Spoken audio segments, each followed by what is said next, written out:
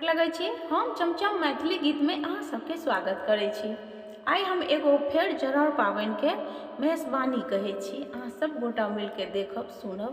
हमर चैनल के subscribe, video के लाइक जरूर कर देबै।